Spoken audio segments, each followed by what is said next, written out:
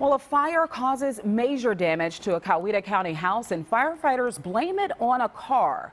The fire started late Monday at a home on Stony Brook Drive. Firefighters say a car in the driveway caught fire, then the flames spread to the home. By the time firefighters arrived, the house was engulfed in flames. You see it there. Clay Neely of the Noonan Times-Herald shared this video with us, and it took 20 firefighters an hour to put out the fire.